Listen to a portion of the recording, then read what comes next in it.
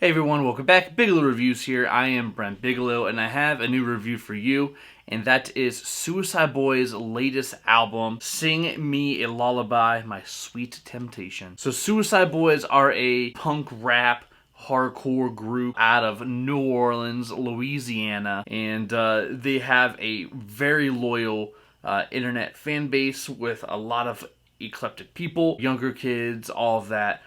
They are a rather established group. It's my first time actually being able to catch one of their albums upon release, and I thought the best way for me to listen to it and dive into it and dissect the whole thing is to do it right now with you guys. I would say it's definitely on the darker side. I mean, that's pretty obvious.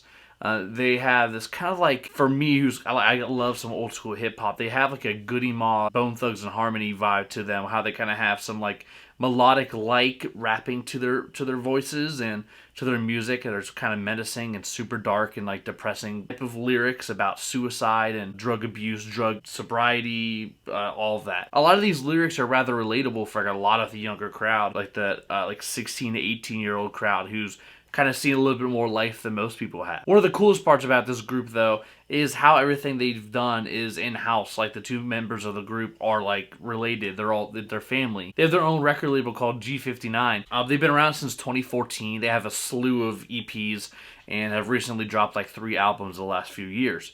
So they've got a decent catalog. They've got a lot of music, they've done their 10,000 hours worth of fame and hustling and practicing to get to the point where they are now. But like I said, the best way for me to really describe their music, it really does have this like Bone Thugs and Harmony type sound, but with more of like a trap influence than like 90s R&B. Some of my favorite songs on here, you have Escape from Babylon, where the guys are rapping about trying to get away from the hoes and everybody who's trying to take all their money, getting away from their bad exes, and just trying to live a good life and, you know, maybe possibly someday have a family and get away from all the drug abuse hits in their lives as well. When it comes to production on that song, it's nothing too exquisite either. It's kind of simple, mainly just like hitting some notes, you know, nothing too exquisite, but still just the relatability of the lyrics are kind of something worth noting. Next track on here, you have Ashes of Luxury, which is about basically smoking weed, smoking pot, and kind of like dealing with your stress and all the hard stuff in life in that vein,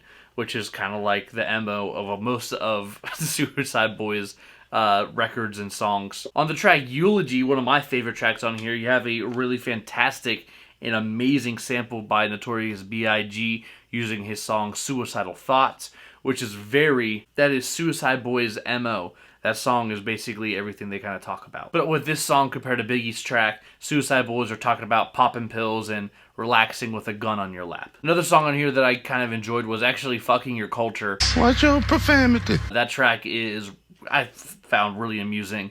The guys are basically talking about tearing shit up and like not really wanting to be a part of the mainstream, even though they're kind of, or just getting to that point where like they're hitting fame and they don't like it because they're all like insecure and everything. And then even just the way how these guys like portray themselves in these songs and how they use aliases to rap and tell these stories and how they express themselves. I think it's a really cool way to like find your way into this and also be able to take yourself out of it. I think it's a really genius and smart idea to have the aliases to kind of lean on, because who knows, they may or may not be going through these type of things, and being able to like put like some fake name up on the track list and say that I'm this person for this moment in time helps you express those inner thoughts and inner emotions that you have. I think it's a really cool creative tool that they've used on this album. I'm sure they've done on other ones. I just haven't dug that deeply into it though. On the song 1,000 Blunts, again, another weed smoking song, but I love the one chorus, the sung chorus. I guess the alias is Norman Atomic. In the verse, I just love how melodic it is, and just it's beautiful in some points, even though it is so dark.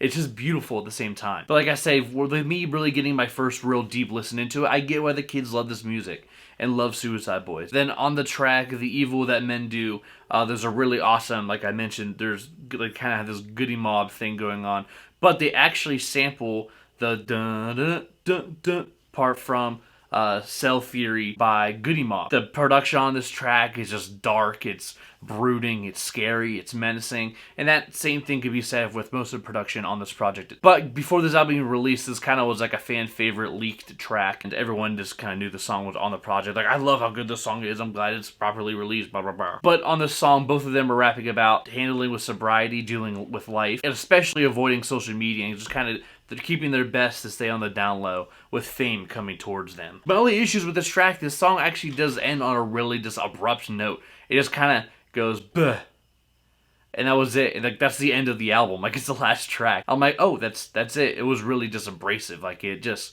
shut the door on the album. It was kind of jarring. But when it comes to Sing Me a Lullaby, My Sweet Temptation, this album is a really lean 13 tracks and 36 minutes. I mean, it's a pretty quick album. There's not that much to really dig into and describe and talk about in depth, but it's still worth noting because it is one of the better albums that came out over that weekend, and I really liked it. I mean, my first real true taste of digging into Suicide Boys is pretty successful, I would say. And then some of my favorite tracks on here is Fuck Your Culture, 1,000 Blunts, Eulogy, and then Evil Men, The Evil That Men Do are some of my favorite songs on this album. If you haven't listened to them, please do that. I highly recommend it. But I'm feeling a score of 83 on this project.